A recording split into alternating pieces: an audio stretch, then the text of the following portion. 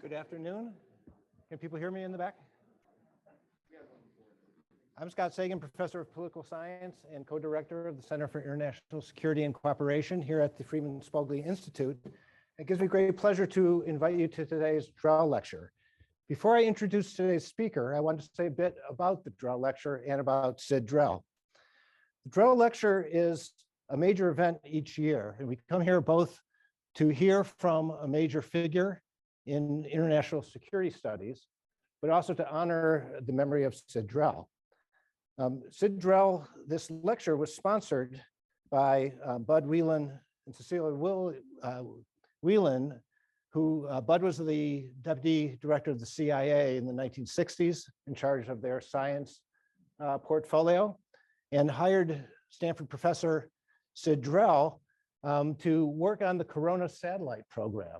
And the Corona satellite replaced the U-2s, which were being shot down and therefore could not fly over the Soviet Union. And Sid, with Bud, did a fantastic technical job to create the first overhead reconnaissance satellites that both revealed that there wasn't a missile gap favoring the Soviet Union, but a missile gap favoring us, and enabled a generation of arms control agreements, which otherwise couldn't have come into place had we not had a good sense of what the Soviet Union had, and they later had a better sense of what we had. Sid Drell was also a theoretical physicist of great renown, a leader at the Stanford Linear Accelerator, and in 1983 founded with John Lewis the Center for International Security and Cooperation. And we've always had since that time a tradition of having a science mathematician, a engineer as one co-director, and a social scientist or a historian as the other co-director to exemplify what we're trying to do to bring science and technology and social science and history together to produce policy relevant research. Past lecturers have included Peggy Hamburg, the FDA Commissioner and Biosecurity Specialist, Rose Gottemuller, the Deputy Director General of NATO, and now the Hazy Lecturer here at CSAC. Bill Perry, former Secretary of Defense, who is here with us today. Father Brian Hare, the author of the Catholic Bishop's Statement on Nuclear Weapons, and Mohammed Al-Baradei, the Director General of the IAEA. Today, it gives me great pleasure to have Ted Lieu, Congressman representative of the California 33rd District. He is in his fourth term in the House Judiciary and Foreign Affairs Committee. He's a former active duty JAG lawyer in the US Air Force and still serves as a US Colonel in the US Air Force Reserves. For many Americans, Ted Lieu is perhaps best known for his manager position, the leadership role he played in the second congressional impeachment hearings against President Donald Trump. But for security specialists, he's equally well known for the Markey Lieu bill, an effort to prevent the president from having the sole authority to launch a nuclear first strike. And he will be talking about that today. But I wanted to, as a final note, just welcome him back to Stanford because, of course, as many of you know, he was a Stanford undergraduate and got some of these interests here from his Stanford education. So let's please welcome Ted Lieu.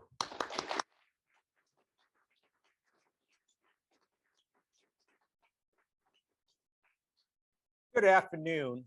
It is such a thrill for me to be here. Let me first acknowledge the amazing people in this room. So Secretary of Defense Bill Perry, thank you for being here. It's an honor that you endorsed our legislation early on, and thank you for also having me learn from you while I was at Stanford. I also want to acknowledge Secretary of Defense Jim Mattis. I don't know if you remember this, Secretary Mattis, but when you were SecDef and I was in Congress, you came and gave a briefing to us about North Korea.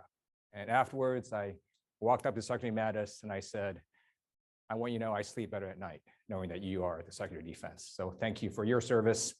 And want to recognize Ambassador Michael McFaul. Thank you for your brilliance in educating the American public about Russia and what is happening in Ukraine. And thank you for continuing to do so in an understandable manner. And want to recognize, of course, Scott Sagan. So thank you for leading this great institution.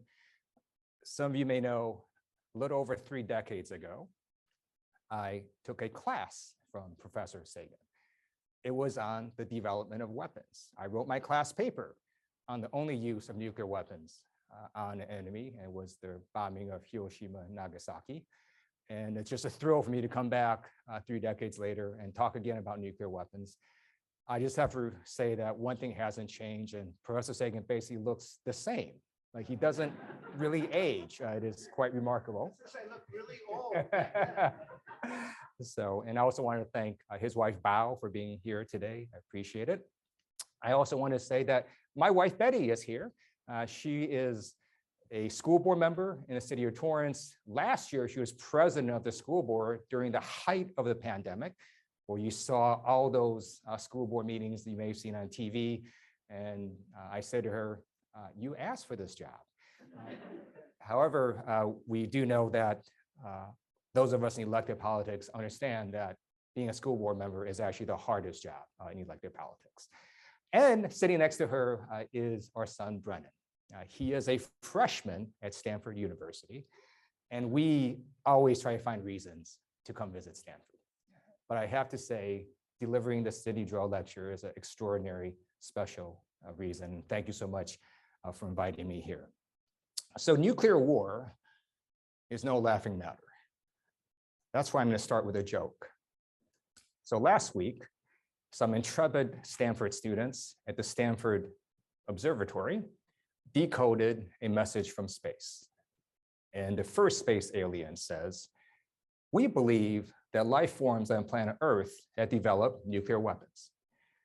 The second space alien responds and says, "Are they an emerging intelligence?" To which the first space alien says, "I think not. They've aimed the nuclear weapons at themselves."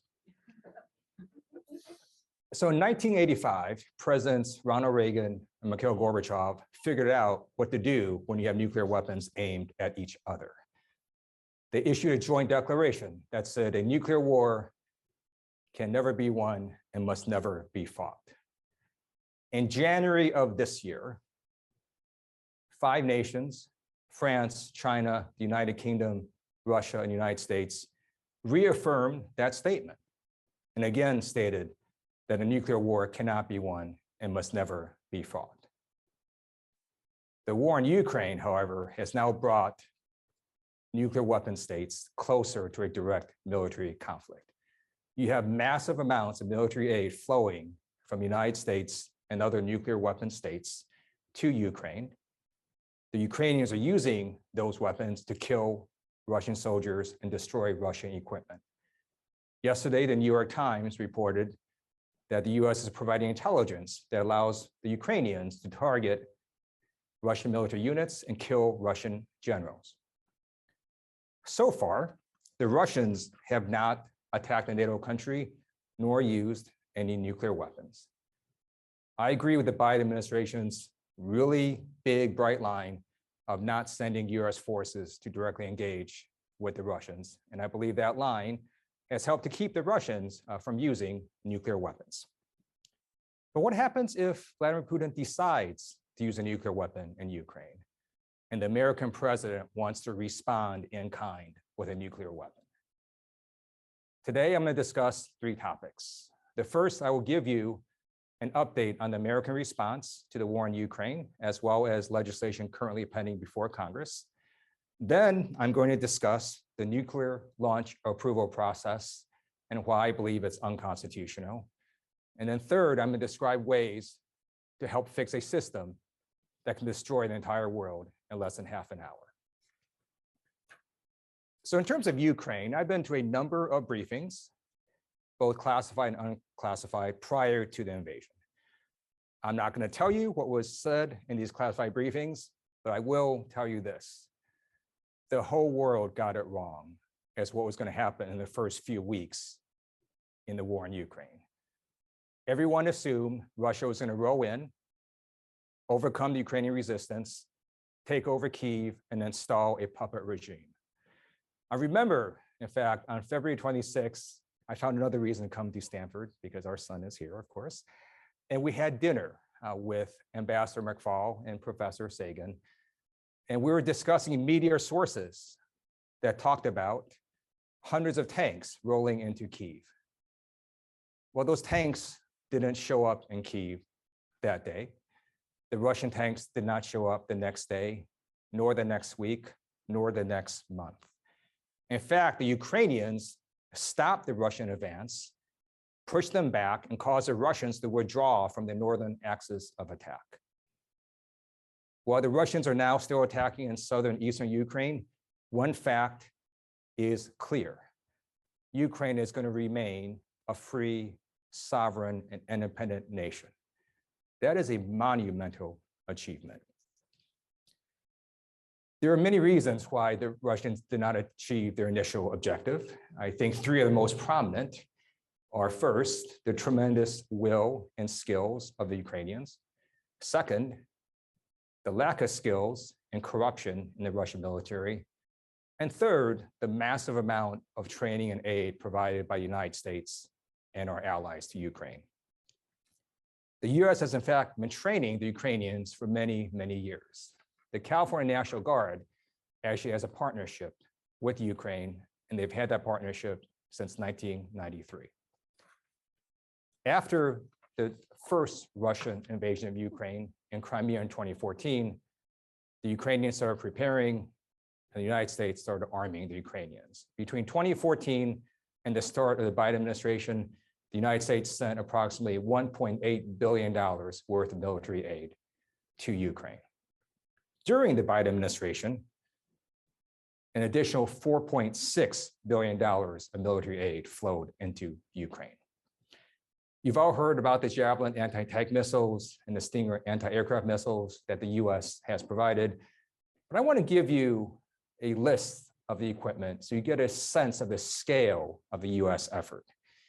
In addition to providing over 5,500 Javelin systems and over 1,400 Stingers, the US has also provided to Ukraine 14,000 anti-armor systems, 200 M113 armored personnel carriers, 90 155 millimeter howitzers, and 184,000 rounds of artillery, 700 Switchblade drones, hundreds of armored high mobility multi-purpose vehicles, 11 Mi-17 helicopters, 7,000 small arms, 50 million rounds of ammunition, 75,000 sets of body armor and helmets, laser-guided rocket systems, Puma drones, Phoenix Ghost drones, coastal defense vessels, counter-artillery radars, C4 explosives, night vision goggles, thermal imagery devices, laser rangefinders, and medical supplies. And that's only a partial list. And that's not even counting the assistance the Ukrainians have gotten from NATO countries. In fact, when you add in all the assistance, NATO and US, the Ukrainians essentially have 10 anti-armor systems for every one Russian tank in Ukraine. And so far, none of this massive military assistance has caused the Russians to attack a NATO country or to use nuclear weapons. It is true that during the beginning of the war, Putin did put Russian nuclear forces on higher alert. However, the US and NATO did not respond in kind. And according to Western defense officials, the Russians have made no significant moves to mobilize any of their nuclear forces. In March 22nd of this year, Russia made a statement that they would only use nuclear weapons if Russia faced, quote, an existential threat. Based on what I've seen in terms of actions and statements by Russia, I believe we should continue to provide military aid to Ukraine. I think many of you have seen those ridiculous pictures of Vladimir Putin sitting 30 feet away from the nearest human being. What that tells me is he is very scared of getting sick or of dying. And he understands that a nuclear exchange dramatically increases his chances of death. So as a member of the House Foreign Affairs Committee, I strongly believe in diplomacy. I also believe that the only way to get Vladimir Putin to seriously negotiate at the peace table is to show Putin that he cannot win in Ukraine. I believe Putin will continue to execute his war in Ukraine as long as he believes he can win. That's why I think we need to even do more in Ukraine. And remember that list of military equipment I read off? It is lacking a pretty serious component for modern warfare, and that is air assets for air power. So maybe I'm biased because I served an active duty in the Air Force and stayed in the reserves. By the way, Professor Sagan, I did retire last year as a colonel. But it's very clear that on joint military doctrine in our own forces, one of the first things the US tries to do is establish air supremacy. And so I've written multiple letters to the Department of Defense, including bipartisan letters, asking the DoD to provide or help provide aircraft and other air assets to Ukraine. That's why I also support the Biden administration's recent request of $33 billion to aid Ukraine. And that legislation is now before Congress. Of that $33 billion, $20 billion is for military aid, about $8.5 billion is for economic assistance, $3 billion is for humanitarian relief. Just to put this $20 billion of military aid in context, the entire defense budget of Ukraine in 2021 was approximately $6 billion. This is a very strong package. And if Congress passes it, and I believe we will, it will send a very strong signal to Vladimir Putin that he cannot win in Ukraine and he should go negotiate a settlement. Now, it's possible I'm entirely and completely wrong. It is possible US and NATO are wrong in their assessments of Vladimir Putin. He could be far more irrational than we thought. And what if Vladimir Putin miscalculates again and decides to launch a nuclear weapon on Ukraine? So now I'm going to describe the nuclear launch approval process for the US president. So let's hypothetically say Putin decides that because he's frustrated, he can't take the southern part of Ukraine, he decides to use a nuclear weapon in Odessa, a population of a little over 1 million people. What constraints are there on the US president if he decides to use a nuclear weapon in response? The short answer is there are virtually no constraints. So here's how the process works. The president has sole authority to use nuclear weapons, meaning only the president can launch nuclear weapons, can give that order. If the president decides to give that order, it is given to military. They bring it down the chain of command, and then in a few minutes, missiles launch, and that order cannot legally be countermanded. It is that simple. Not anybody else needs to be involved, not the Secretary of Defense, not the Chairman of the Joint Chiefs of Staff, no member of the Judiciary, no member of Congress. President Nixon told lawmakers during the Watergate crisis that, quote, "I can go into my office and pick up the telephone, and in 25 minutes, 70 million people will be dead." I submit to you that process is entirely unconstitutional. Some people would say it's an insane process, but at the very least, it is unconstitutional. And here's why. When you look at the Constitution, the framers were deeply concerned about the power of the president. They created an entire legislative branch to stop the president. They created an entire judicial branch to put constraints on the president. And then they gave the greatest power they knew at that time, the power to declare war, to Congress. There is no way the framers would have allowed one person to launch thousands of weapons that can kill hundreds of millions of people in less than half an hour and not have called that war. Now, in practice, launching a nuclear weapon is a little more complicated, but not that much so. So here's exactly how it would happen. The president would have to give the order through something known as a nuclear football, which is a suitcase carried by military aid that is always near the president.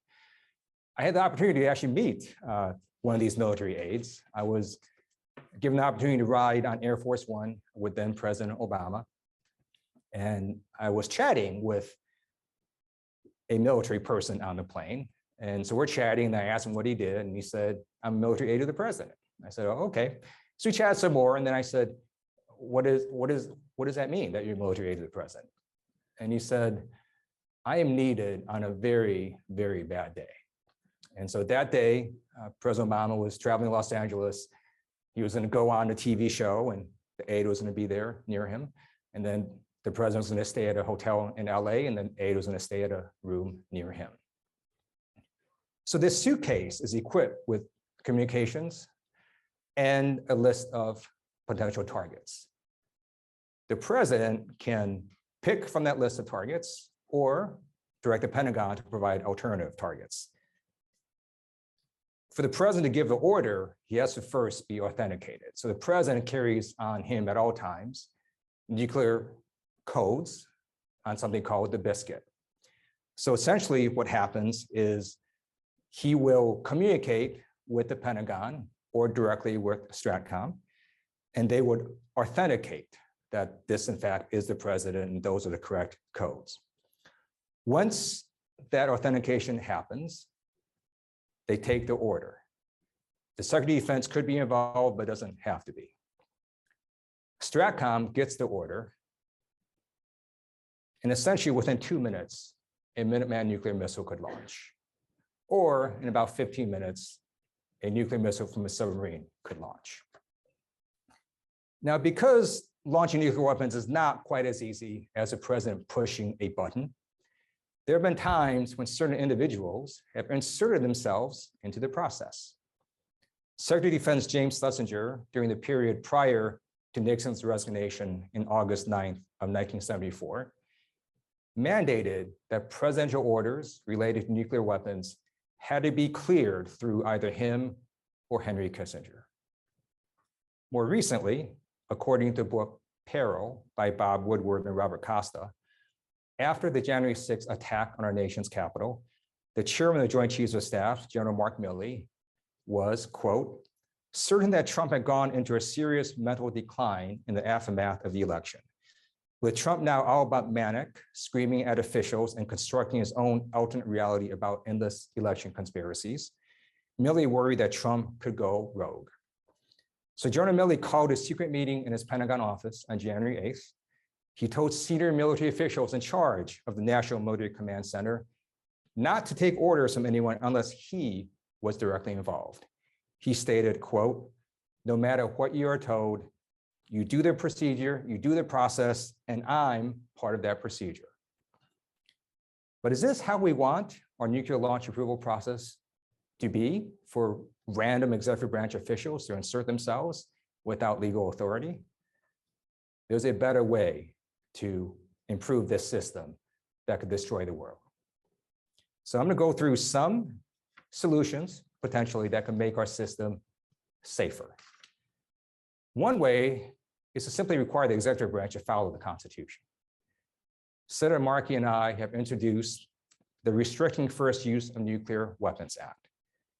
We introduced this bill, which in the House is HR 669, when Obama was president, and when most people assume Hillary Clinton would be the next president. So this bill was not done in reaction to Donald Trump. But because of the reckless behavior of Donald Trump, this bill got a lot more attention. When we introduced the bill, we got bipartisan support. Unfortunately, with the increasing radicalization of the Republican caucus, it is harder and harder to find moderate Republicans to sign on to this bill. The positive news is that a number of local governments and nonprofits have endorsed and championed the bill. The actual bill is quite simple. It's only about 3 pages, double-spaced. The bill declares that nuclear weapons are uniquely powerful weapons that have the capability to instantly kill millions of people, create long-term health and environmental consequences throughout the world, directly undermine global power, and put the United States at existential risk from retaliatory nuclear strikes. The bill goes on to say that a first-use nuclear strike carried out by the United States would constitute a major act of war, and that a first-use nuclear strike conducted absent a declaration of war by Congress would violate the Constitution. The bill also states that no federal funds may be obligated or expended to conduct a first-use nuclear strike, unless such strike is conducted pursuant to a war declared by Congress that expressly authorizes such strike.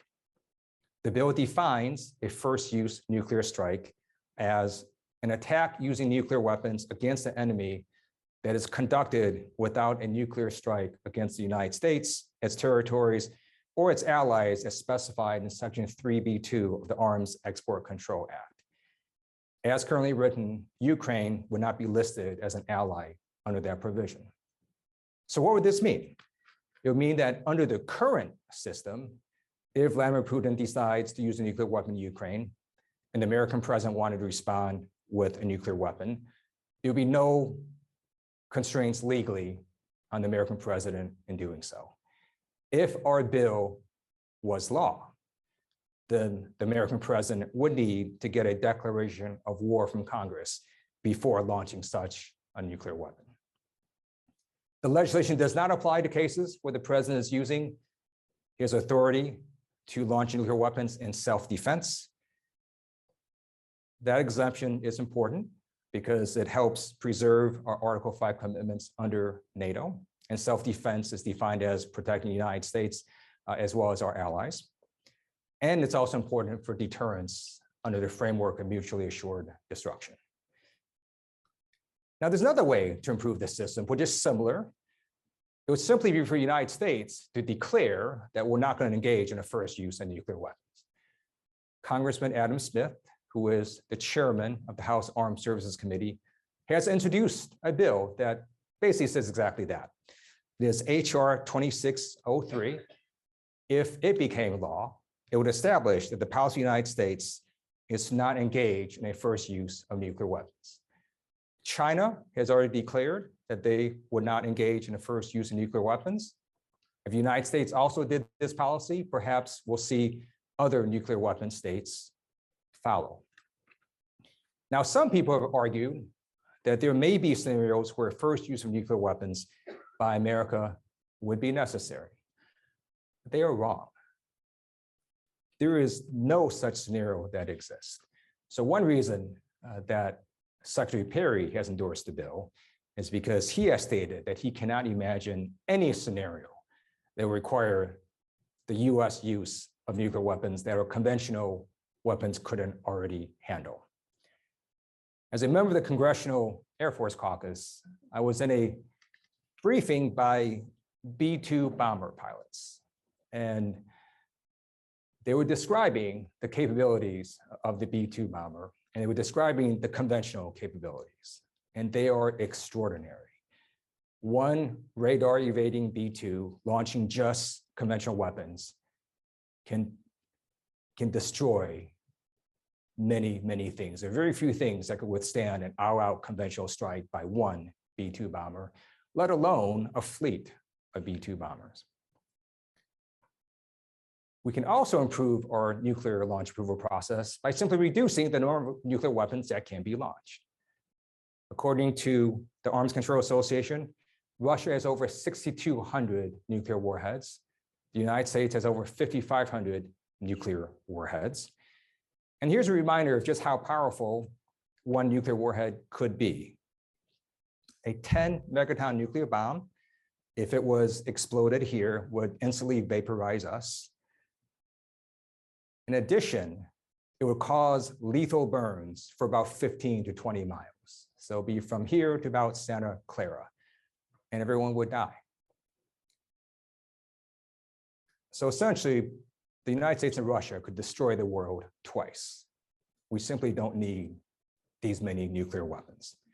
It's also extremely expensive to provide maintenance, upkeep on these nuclear weapons. Based on our calculations, the United States has spent about $100 billion in the last 10 years for maintenance and modernization. Now, what are the prospects for having these solutions happen? At this exact point in time, probably not that high. But my view of politics is that everything seems impossible until it happens. So if 10 years ago, I were to tell you, hey, in a decade, we'd have gay marriage in 50 states, and a number of them we'd be smoking weed, you'd think I was crazy. That is exactly what we have now. So you don't know when public sentiment shifts in such a way that an action takes place. Simply raising this issue is very important. So another reason Senator Markey and I keep reintroducing this bill is because we want military officers in this chain of command to think twice if such an order came down, to at least pause for a little bit and consider, is this order constitutional? Is this order legal? So simply raising this issue, I think, has its own benefits. And then I also believe Abraham Lincoln had it right when he said public sentiment is everything. With it, nothing can fail. Without it, nothing can succeed.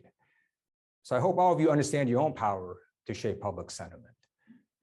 Social media is free. If you write an interesting post, maybe you can affect someone in Kentucky or in Florida or in Oregon. Think about writing letters to the editor. It's true, many newspapers get letters to the editor. It's also true, many of them get them from the same people. So when you start writing in, eventually you'll get published and start changing hearts and minds. So I'm going to keep fighting to make sure that our nuclear launch approval process gets safer. I hope you will join me as well. And with that, I look forward to answering any questions that Professor Sagan may have. So thanks so much for inviting me, and I deeply appreciate your attention.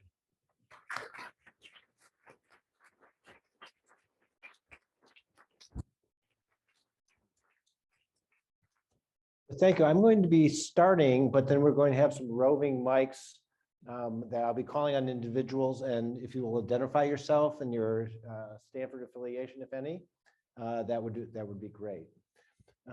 So Congressman, that was a marvelous and inspiring lecture. And you nicely, oops, can we reduce that? You very nicely discussed two elephants in the room, Vladimir Putin and Donald Trump, and noted successfully and accurately that you started this process during the Obama administration.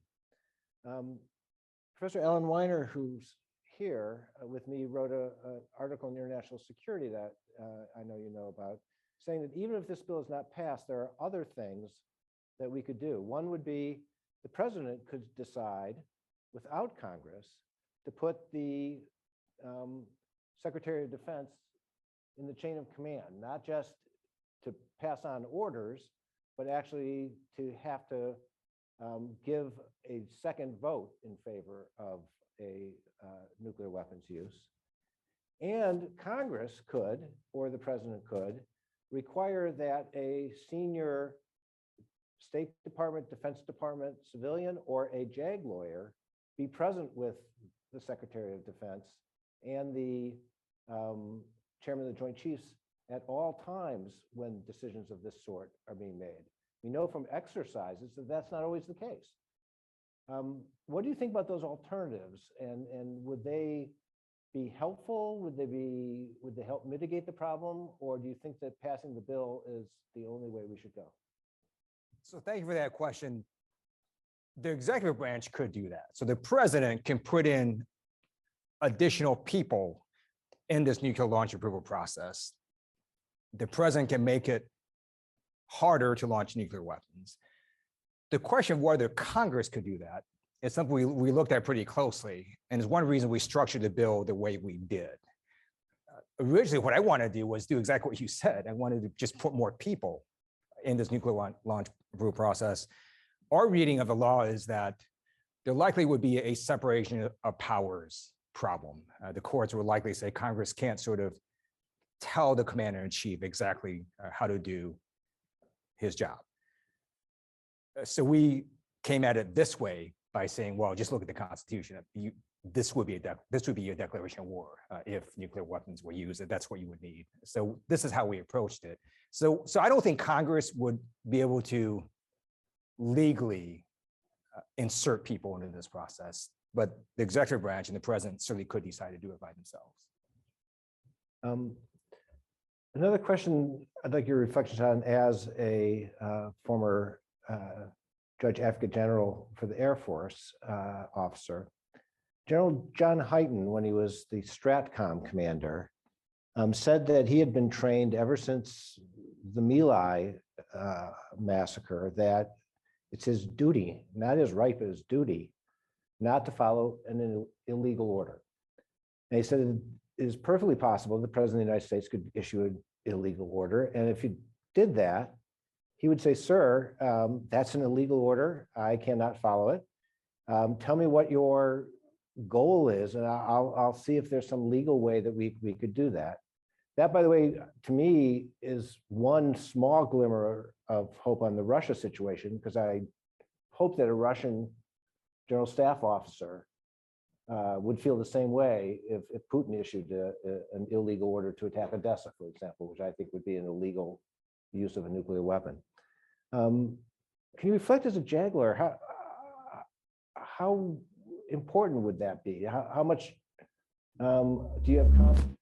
How much confidence do you have in general officers' ability to recognize an illegal order and to refuse to follow it? That's a great question. So because launching a nuclear weapon is not quite as easy, right, as just pushing a button, and there are people involved, it is unlikely that a completely unhinged president would be able to launch a nuclear weapon, because let's say the president clearly is mentally unstable, and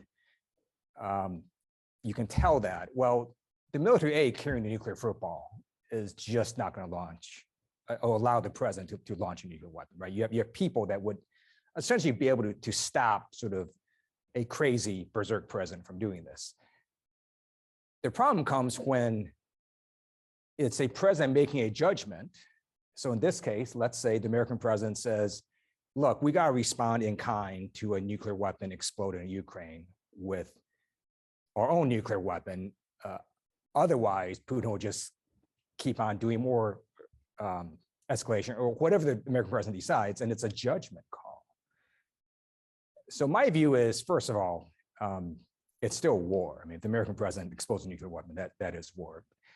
But if it's a judgment call, it's not clear to me that a military officer would be able to, in their mind, say that that was illegal, especially if the president can offer some rational reasons for why, we have to attack military facilities and, Omsk, Russia, and send a signal to Putin that he can't just use nuclear weapons and so on.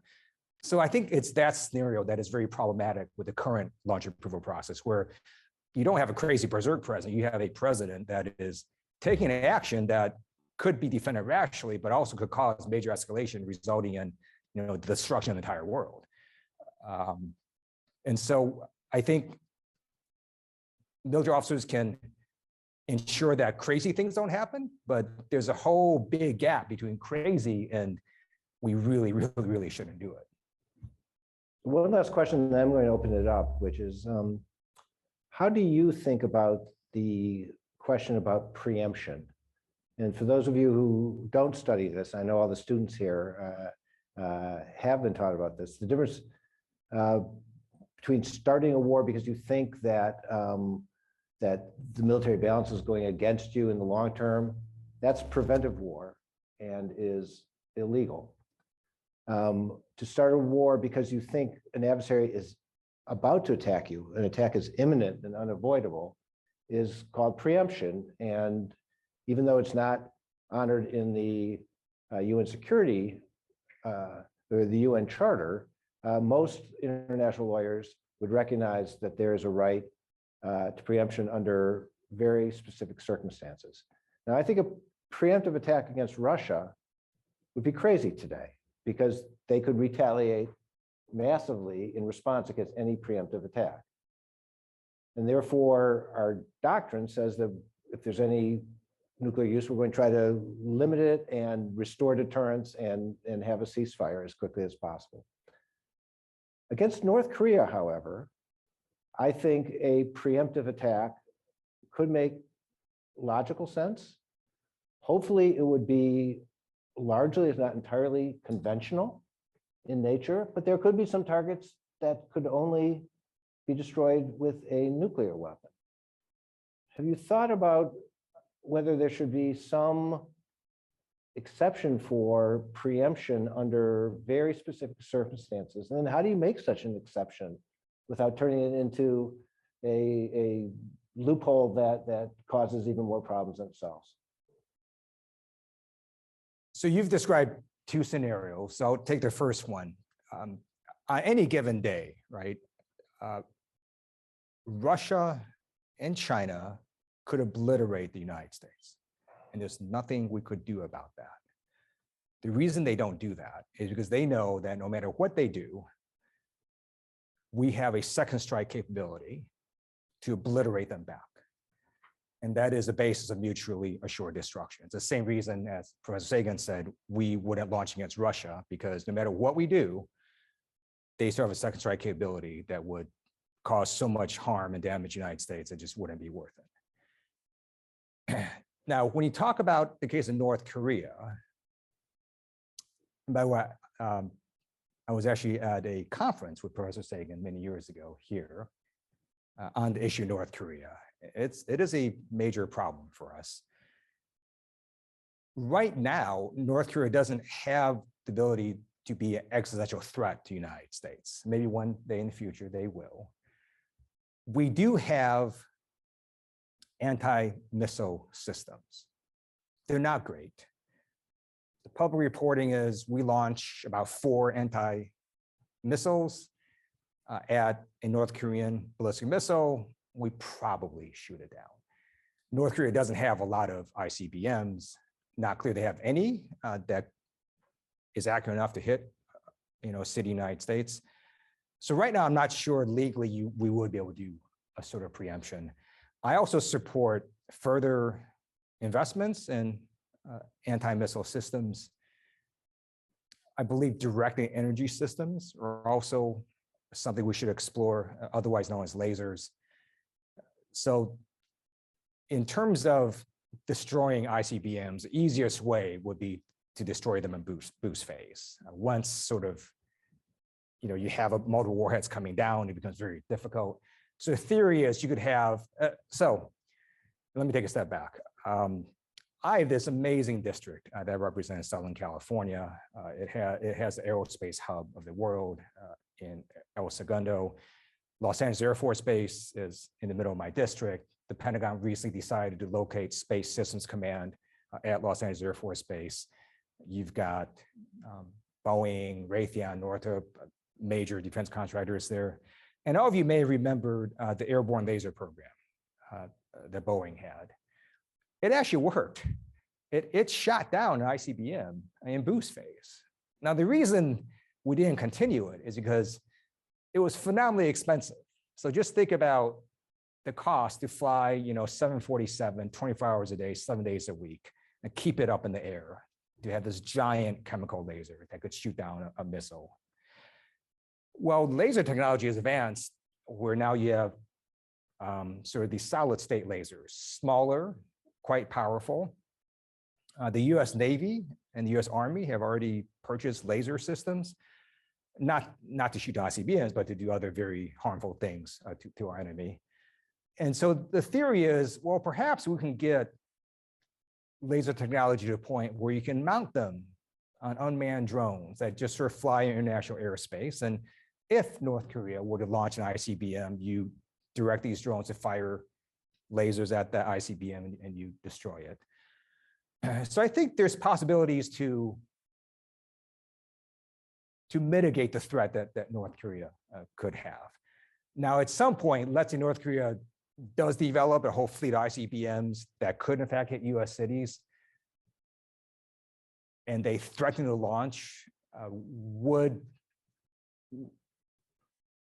there legally be sort of a possibility that American president could do a preemptive strike? I believe it would still be unconstitutional, because I think the American president would still need a declaration of war. I could also see Congress doing a declaration of war leading up to it, saying, hey, North Korea is getting out of control. We're going to give you, President, an authorization for use of military force to do whatever you want to North Korea. So I could see that in the future happening. Right. Thank you. I'm going to have some of the open mics roving. So I saw Deepak Dustin, the second row here, raise a hand, and then we'll have Bill Perry ask the second question. Okay. So Debak, why don't you ask the first and identify yourself and your affiliation, and then Secretary Perry. Hi, my name is Debak Das. I'm a postdoctoral fellow here at CSAC. I'm a Stanton Nuclear Fellow here.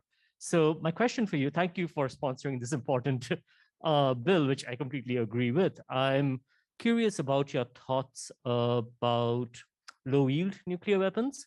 So we know that Congress has the power to declare war, but also US presidents have often sanctioned military action, which is under the threshold of war. Now, the scenario that you described of massive destruction, which can be caused by nuclear weapons, those seem to be effects of strategic weapons which have a high yield. So massive environmental destruction as well as military destruction. What about low yield nuclear weapons, which analysts often claim have limited effects in battlefields, which would not cause this sort of a large, massive destruction, but would have limited effect on a very specific theater? Could there be an argument for a below a certain threshold action with low yield nuclear weapons being taken by the US president without actually getting congressional approval under this bill, in the same way that presidents operate under the radar often with the war-making issue? Thank you. Thank you for that question. So in Congress, I essentially have voted no on efforts to increase funding for those weapons or to try to have more of those weapons. So I agree again with Secretary Perry, who stated that we could basically do anything we want with amazing conventional weapons we have right now. It's not clear to me there is any target where you would require a nuclear weapon that you couldn't do with what we have right now in terms of conventional weapons. There's also a difference with nuclear weapons in that you wouldn't just destroy a target, you would render that entire area unlivable for decades, right? Because of the nuclear radiation, nuclear fallout. And depending on how the winds blow, right, the nuclear fallout could go all over the place. So it's sort of hard to target even a low yield nuclear weapon without knowing what other effects it may cause around it. So that's why I would oppose that. Secretary Perry. Ted, thank you for the really important work you're doing in Congress, introducing legislation such as the one you described today. But equally important, I think, is the role of educating not only congressmen, but the whole public on this important issue. You raised the question of the danger of sole authority to launch nuclear weapons, and rightly pointed out a way of trying to change that. I would make one suggested change, though, that as we add people, 1 or 2 or 3 people to the list of who can make the decision to launch a nuclear war, then we select people who are not people who work for the president, like the Secretary of Defense, like the Secretary of State. There's a sort of a built-in bias to do what the boss wants to do. So I'd like to see the extra people added be people who do not work for the president, people from Congress, for example, even people from the Judiciary. Thank you. I don't disagree with that. I think that's a good suggestion. I do want to pick on what you said at the very beginning about educating not just members of the public, but also you mentioned members of Congress. So I just want to explain a little bit about what it's like to be a member of Congress. So we're in 2-year legislative cycles, right? So in 2-year legislative cycles, and in those 2 years, I'm gonna vote well over 1,000 times. On 80 to 90% of those votes, I don't get a single phone call, email, fax, or meeting. I get, in fact, very little information about many of these votes. So I'll give you an example. I remember a few years ago, I get a call from my staff. It was late Wednesday. We had a vote Thursday morning, and the staff member says, There's an amendment tomorrow they're going to be voting on. What do you think about lifting the trade embargo on Cuban military officers? So I thought about that for a few seconds and I said, I have no idea. I never thought about this issue. I don't understand the equities of this issue. And so they sort of hurriedly prepared a memo and I read it. But that's what it's like. You're asked to vote on all sorts of just random different issues that you've never even thought about. And I can guarantee you, most members of Congress and most American public have never thought about the nuclear launch approval process. I think most people would be pretty surprised if they knew basically the president just gives an order to the military and they execute it and missiles launch within a few minutes. It's at a very basic level. That's how easy it is. And I think more people knew they would clamor for change to say, hey, at least have some other people involved that don't just execute the order. So I think just continuing to raise this issue is in and of itself very important. Mike McFall. By the way, before Ambassador McFall speaks, I just want to say Secretary has a great book about the button. So you all should take a look at that as well. I agree. Great book and great lecture. Fantastic lecture, Congressman. Thank you for being here. I'm glad it's being taped because I agree with Bill. We need to educate just not Stanford people, but the country.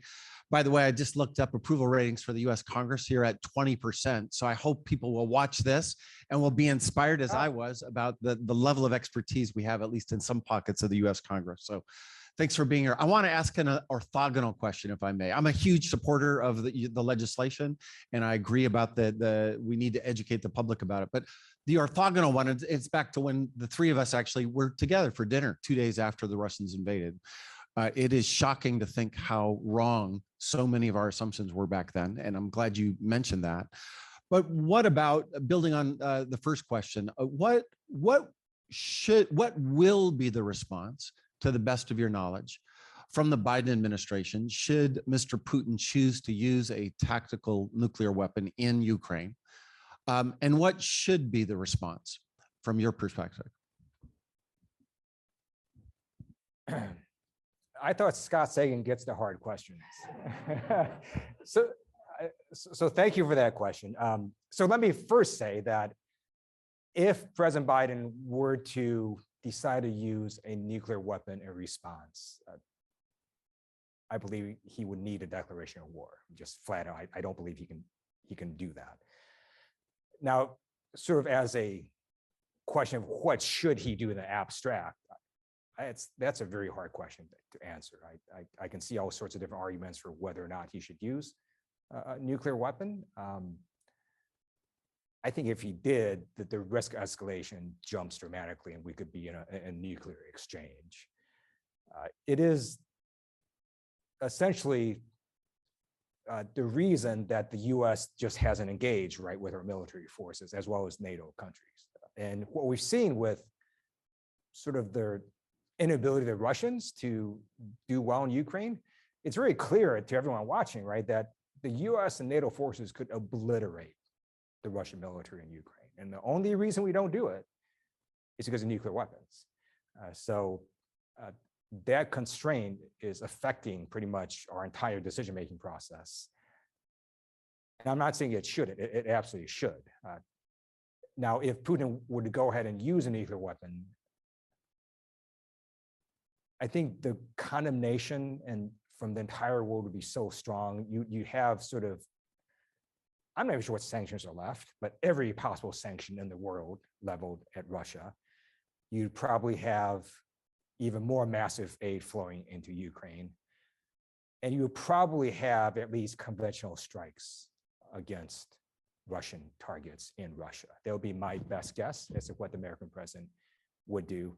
I do want to know, I had a conversation with Scott Sagan that night as we were leaving, actually, about this. And he was relaying to me a war game that had happened a few years ago, where basically the folks right below the principals basically did something like that. And then it got to the principals who said, that is too weak a response. We need to retaliate with a nuclear weapon. And then they were told, well, if you do that, then Russian doctrine means they're going to attack you with nuclear weapons. And so they instead of launching a nuclear weapon in Russia, they instead blow up a nuclear weapon in Belarus. So, you know. Even though Belarus wasn't involved in the attack during the war. So yes, it raises all sorts of interesting scenarios. I must say, once an A+ student, always an A+ student. I think that's a deeply impressive memory of this. I have Dean next. You can introduce yourself. Thanks so much, Congressman. I really appreciate your presentation. My name is Dean Winslow, and I'm a professor of medicine here at Stanford. And I served for 35 years as a flight surgeon in the United States Air Force. And when I went through, through the initial training in 1981, when President Reagan was president, I was actually just flabbergasted, to learn that essentially often a first lieutenant, captain, possibly a major would be the ones turning the keys, in a silo, in the northern tier, like at F.E. Warren or Minot Air Force Base, basically making the final decision, to launch a nuclear strike. And I think that's just, too much responsibility, to basically potentially have the ability to destroy the world, to put on. So to put on, junior officers. So I thoroughly support, your initiative to, basically to have a larger number of people involved with the decision to launch, particularly a strategic nuclear weapon. So thank you so much. And again, really appreciate everything you've done, sir. No, thank you for that. So when I talk about people in their process right now, realistically, it'd be only the people that can see the president or talk to the president that would really have an ability to stop this. Because once it goes down to your missile launch officer in a missile silo, they have no idea. They're just getting an order. They can't assess if it's a legal order or illegal order. They don't know. They're just given an order and they're just trained to execute it. One of my colleagues in the Air Force actually was a missile launch officer, and he just basically described me that they have no idea. They're giving these orders, and I mean right, they're doing exercises, right? But there's no way for him to tell whether this order was legal or illegal. He just has to trust the chain of command. He also got a master's degree while he was doing it, because it's really quite boring while you're sitting there in these missile silos. But they really don't have any idea when the order comes down. Lauren Sugan in the front here. No, Mike's coming. I'm Lauren Sugan. I'm a MacArthur Nuclear Security Fellow at CSAC here. What I'm hearing you say is that the president shouldn't be able to use nuclear weapons when it would be irresponsible to do that, and that you think Congress should be involved in that decision. And I agree with that. What I'd like to ask, though, is if requiring a war declaration is really the right way to make that happen. There are a couple things that strike me about the choice of designing the legislation that way.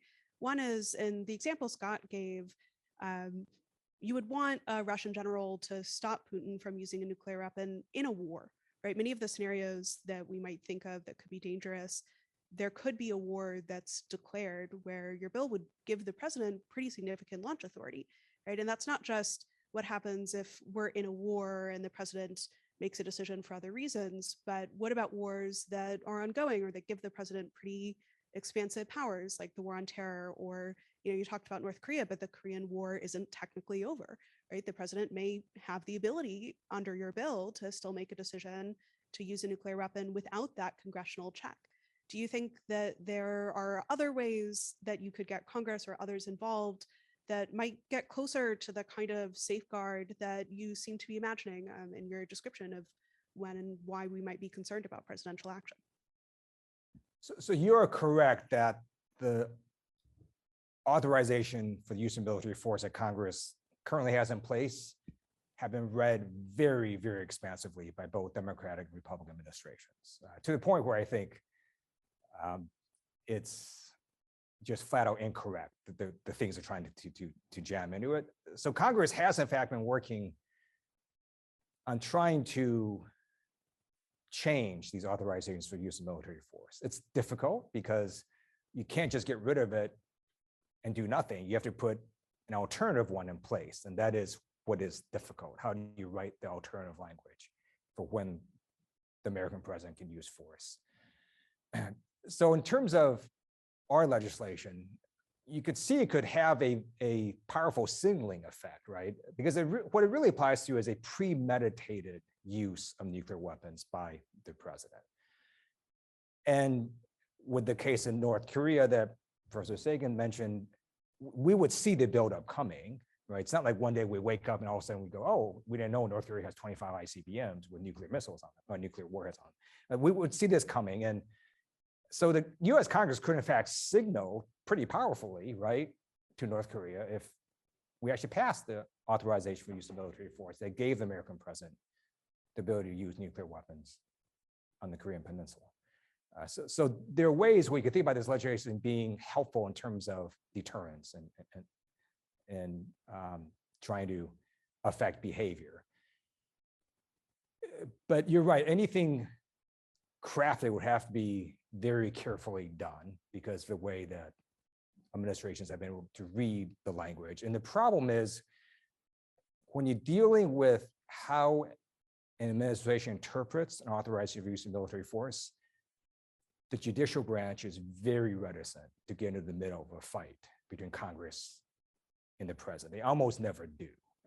So essentially, you're sort of held to how their administration would interpret the language that is in law. And if you don't write it very carefully, they can stick in all sorts of things. I'm going to get some students to jump the queue. So if you could ask your question, please. Introduce yourself. Hi, my name is Kirsanthi. I'm an undergraduate student and also a student of Professor Sagan's. So you had mentioned in the beginning about your bill not receiving enough bipartisan support. And I was wondering why you think that is and what we can do about it in the future. That's a great question. So part of it is, I think, what's a good way to put it? It's just simply attention, right? So there's lots of issues Congress deals with. So right now, right, there's a land war in Europe. There is inflation. We got to, pass, appropriations this year. I mean, just all these issues, right, we're dealing with. So to sort of get Congress to focus on a particular issue, whether it's the nuclear launch approval process, or, do we want to, say, give students the option to drink soy milk because a bunch of kids are actually allergic to milk in school, right? All these are issues vying for attention. And when you have other things going on, it's hard for Congress to have these bills sort of come up and get attention. It's also hard to get members of Congress to focus on any particular bill if it's not sort of something that they hear about or think about.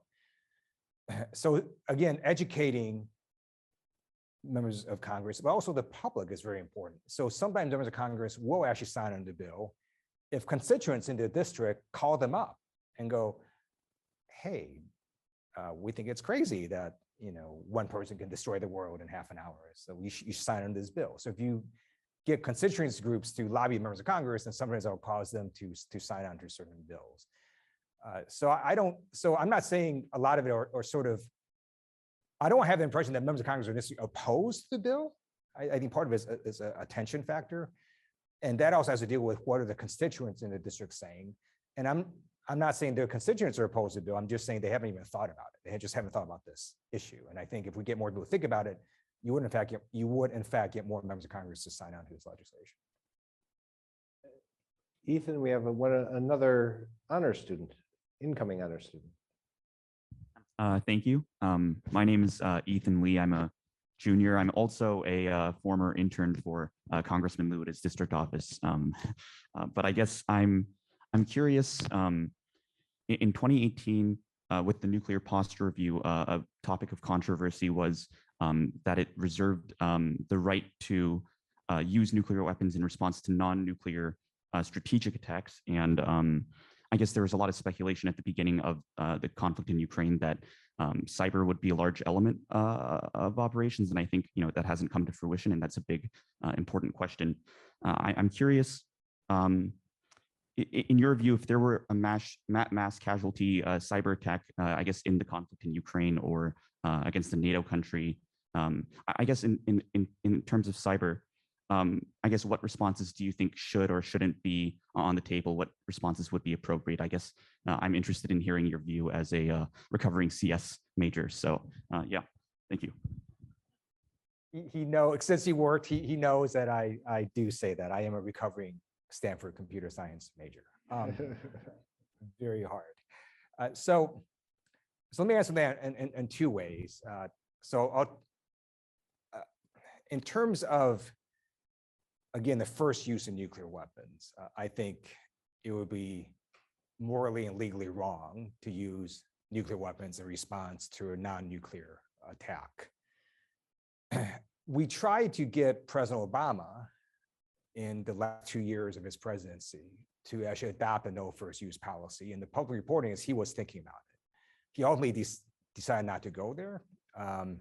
But it's possible you could see that maybe one day an American president does in fact do that. And I think that's something you can keep pushing for, right? It is something that you don't need 60 votes in the US Senate to overcome a filibuster to get that in place. You could just get an American president to declare a no first use policy.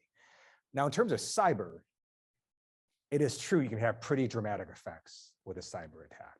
I'm on the Judiciary Committee as well as the Foreign Affairs Committee. And earlier this year, we had a hearing in Judiciary on the Department of Homeland Security, over which we also have jurisdiction. And it was one of the administration's cyber officials. Actually, it was a FBI person who was in charge of cyber. And so I asked a series of questions along the lines of, is it possible that hackers could hack into a dam and release the water? Yes. Is it possible hackers could hack into a railway system and cause two trains to crash into each other? Possibly.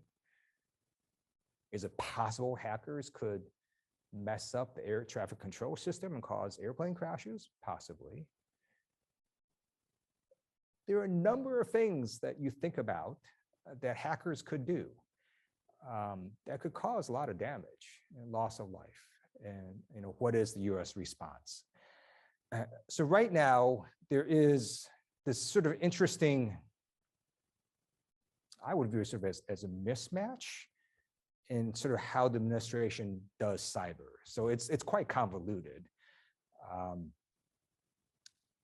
So you have the Office of Management and Budget that has sort of some cyber jurisdiction. You've got US Cyber Command. You have various agencies with their own sort of cyber departments. You've got the Department of Homeland Security. I mean, it's sort of all these different entities involved.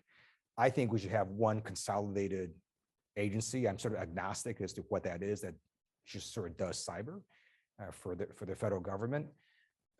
So the Department of Defense, for example, would care very much about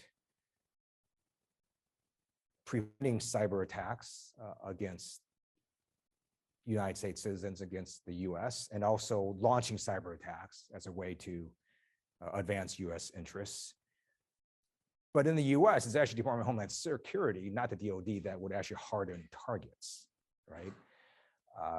And if we don't harden a lot of our targets, the US would be pretty susceptible to possible cyber attacks from our foreign adversaries. And so that's something we absolutely have to continue looking into. Completely separate from that, so space is something that is important to not only my district, but to US national security. And your lives are very dependent on space, from the banking transactions you do to GPS and so on that you use. So the US Space Force is constantly thinking about basically a space Pearl Harbor, right? What would happen if our military satellites were taken out? It's pretty clear they can be taken out. The Russians and the Chinese have shown they can launch anti-satellite weapons that would take out US satellites. In addition, they could, when you take them out, right, it creates all this debris, and you take enough out, and this debris starts hitting other satellites, causing more debris to happen. Eventually, everyone's satellites go down. And what happens in that kind of environment? And that's something, right, our military has to prepare for.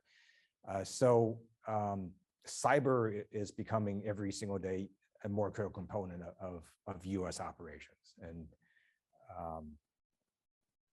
the good news is, I think our officials are on it. I think they understand the problem. And again, on your question, I think it would still be wrong for US to do a nuclear response to a cyber attack. We have a question from someone in the Zoom audience, Dr. Albert Carnicel, former arms control negotiator, professor and co-author of mine at Harvard, and then later the chancellor of UCLA. So we have a UCLA chancellor asking questions at a Stanford event. I think that's wonderful. What are your thoughts on the prospects for your bill to become law? What would it take in the United States or elsewhere to get more congressmen and senators to support your bill? That's a great question. I think getting more people aware of this issue would be extremely helpful, as I mentioned before. Unfortunately, Congress, actually not even Congress, elected officials often also respond to events, right? So if there were an event that would scare people as to, whoa, one person can launch, a bunch of new weapons that could destroy the world, and cause people to think about that, I think you would get much more attention on this issue. It's really hard to predict in politics, right? How something happens. And I have a friend who at Stanford who's now a sociologist, and sometimes they try to predict, right, with large groups of people how certain things happen, and they're particularly bad at it. It's just hard to know, right? So I think the best thing is to raise awareness of this issue among the American public. And if you have high-level policymakers engaged on this issue, maybe you won't get 60 votes to break your filibuster, but you might get DOD officials and State Department officials talking to the president saying, hey, you should think about, maybe going to a no first use policy, right? You could sort of try to get change that way by simply having the executive branch itself cause the change. Thank you. Alan Weiner.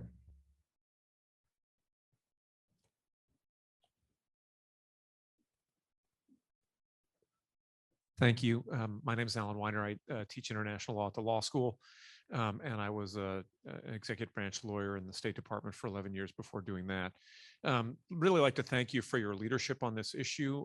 Having spent 11 years in the executive branch, I sometimes am struck by the fact that Congress maybe likes to assert the principle of its prerogatives with respect to the use of force, but actually does not want to take any tough votes. And actually exercise any leadership or constraints for fear of things not going well, and is happy to stick the president with the responsibility for that. And so you and Senator Kaine and Markey and others, really, your leadership on this is to be commended. I have a short comment and a question. The comment is, I'm not so lawyer to lawyer, I'm not as confident that the notion of legislating the introduction of other actors into decision making regarding the use of nuclear weapon would present a constitution, would be fatal constitutionally. I mean, I'm looking at my copy of the Constitution, which Gerhard Casper, former president of Stanford, gave me. I carry it around with me wherever I go.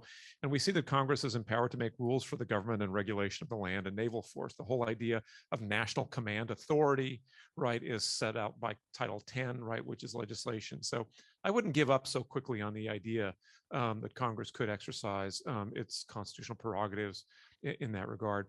The question concerns what is triggered by what you just said about getting the State Department and the Defense Department.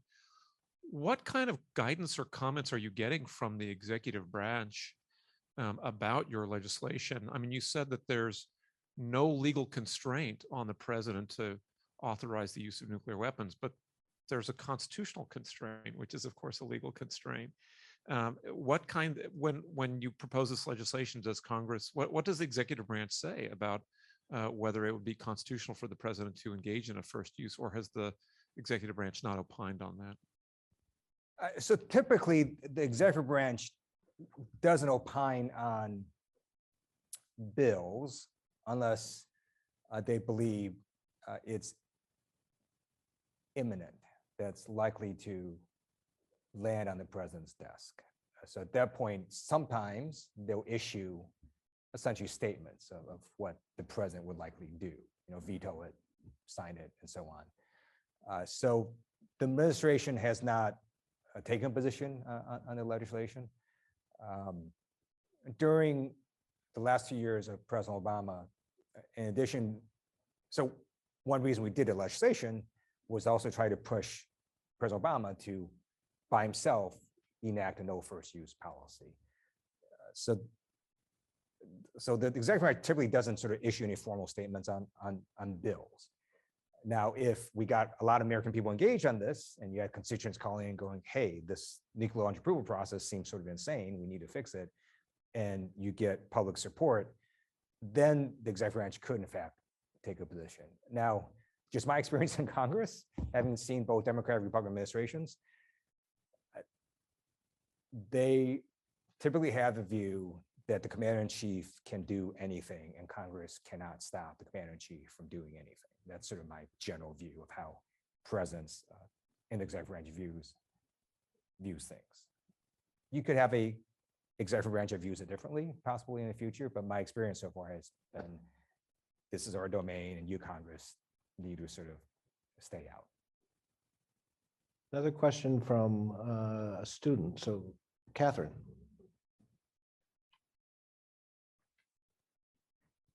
Hi, my name's Catherine, and I'm a freshman here at Stanford. I was wondering if you could compare the nuclear launch approval process in the United States to those which exist in other NATO countries and even in Russia and China. And if I'm just curious if they have any checks on their executive authority that could possibly be replicated in our process, or just how they tend to approach that decision. That is a great question for which I have little expertise on. I'm gonna have Scott Sagan answer that because we just had a discussion about sort of a change Russia made. But before that, I do want to just answer one part of that. I think it's sort of interesting to see what happens when corruption is endemic, not only in your society, but also in your military, right? And so if you look at the Russian military, we're reading these reports and articles where, oh, maybe the tires they have on their vehicles weren't the ones that they were supposed to buy, and they bought the cheaper ones and profited off the difference, and now their tires just break down and don't work. Or maybe, hey, this unit is supposed to have 30 people, but only had 25, and they're pocketing the difference, and so there's less Russian soldiers in all these units than we thought. Or maybe this missile was supposed to have these components, and they skimmed and didn't get some of the components, and now there's reports that potentially 60% of Russian missiles are failing. So this is on the conventional side. Well, what if this happened on the nuclear side? I mean, you can't just sort of have a ICBM sit there for 10 years and not do anything, because it may not work. I mean, these are complicated systems. You have to do maintenance, you have to do upkeep, you have to modernize them. So there's a sort of interesting thought of, would Putin actually use a nuclear weapon if he is not 100% confident it would actually work? Sort of interesting. I think someone should look into that and sort of look at, well, what does corruption in Russian military mean as applied to nuclear weapons? It also could be sort of scary, because what if the command and control system is flawed? That would not be good, right? In terms of nuclear weapons. Now, in terms of how Russia would launch nuclear weapons, I don't actually know the answer to that, but I think Professor Sagan does. Yeah. So many of the details are obviously kept classified, but what we believe from a 2020 doctrinal statement that was published was that the Russian system is similar in some ways, in that that Vladimir Putin has the sole authority, but it has to go through the general staff. He does not send a launch code authorization directly to military commanders the way that the American president can, so that if there's a check or any check and balance, it comes right from the general staff level, so at a higher level than it would come in the United States. And I think that makes it at least possible that somebody could say that's an illegal order, but there are many orders of nuclear weapons that would not be necessarily considered illegal. It would be depending on whether it's targeted against a city, which would make it illegal. The French, from what we know from unclassified sources, have to have 2 votes, not just the president, but another officer. The British system, I think, is unusual in that since they only have submarines now, what we know is that submarine commanders have a letter from the prime minister stored in a safe, and that if they think that a nuclear war has come and they cannot be in communication, they have to go open that letter and find out what the prime minister has asked them to do, to launch or to surface or to do something. One of the commanders of that submarine is actually now a big advocate for changing the system because of that experience. And Kim Jong-un, we don't know, at least how things would work there, but I think he should be worried in a personalist dictatorship whether someone would have the strength of character to oppose a launch order from someone like that. So it's particularly, nuclear weapons are really worrisome all the time in any system, but when you have somebody like Kim Jong-un running a country and being willing to execute people who disagree with him, it's particularly worrisome. Steve Piper, I saw you in the back, and then I'll take you. Thank you, Steve Pfeiffer. I'm a William Perry Fellow here at Stanford and graduated here way long time ago. And former ambassador to the Ukraine. From when it was a little bit quieter. Congressman, great talk. I want to ask a slightly broader question, which is about the defense budget. And my starting premise is that for the 60s and 70s, the big concern was a bolt from the blue nuclear attack, which I think at this point is probably not a very realistic concern because of the survivability of American strategic forces. And so I would suggest that probably the most likely path to a nuclear conflict, either between the United States and Russia or between the United States and China, is a conventional war. And the conventional war goes bad, and then one side or the other escalates to the nuclear level. So looking at budget questions and the nuclear forces, let me say at the beginning, I support a lot of the nuclear modernization. We need to get the Columbia-class submarine. We need to get the B-21 bomber. I think we should have an ICBM leg. I'm not sure it has to be as big as it is now. But if you look at all of those programs, there is an opportunity cost, which is the more that goes to the nuclear side, the less you have for the conventional side, the F-35s and Virginia-class attack submarines and things on the conventional side. Is there any concern in Congress as you look at sort of the defense budget and the nuclear component versus the conventional component, that by funding everything on the nuclear side, you in fact may underfund the conventional side, reducing your ability to deter the conventional conflict, which then is actually the more likely path to a nuclear war? So first of all, thank you for your service. And I agree with everything you said. So I routinely vote against nuclear modernization and for, not nuclear modernization, for increased funding to nuclear forces. And I will sometimes support the NDAA for conventional forces. So I agree with you that, right, at some level, it's sort of a zero-sum thing, right? Because you're given a top-line defense budget, and then you have to allocate within that top-line number what gets certain funding, what gets less, what gets more. In terms of the nuclear triad, I would agree with you that I think nuclear submarines make more sense, right? They are our second strike capability. And bombers can be recalled.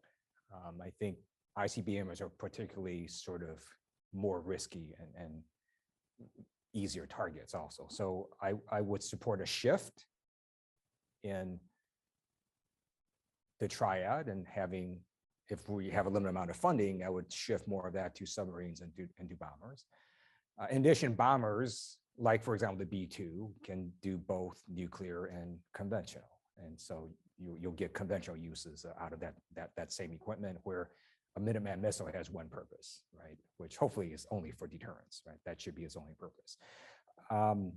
But yes, you're right. You only have a limited amount of money, and the Pentagon then has to decide how to allocate that. And the more you spend on, right, Minuteman missiles, the less you're going to spend on other things. With apologies to many people in the audience who have questions and to many people on Zoom who have sent in questions, I think we're going to have to make that the last question because we're coming up to the end. I want to say that one of the great pleasures, of many pleasures of being here at Stanford is to see students go on to other activities and see them not just do well, but also do good. And we have a poster here to commemorate this event. And we wanted to have that. So please join me in thanking Wow. Congressman Ted W.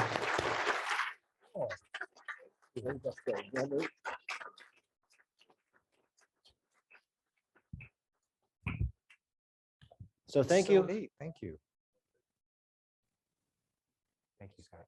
Great. Thank you. Appreciate it.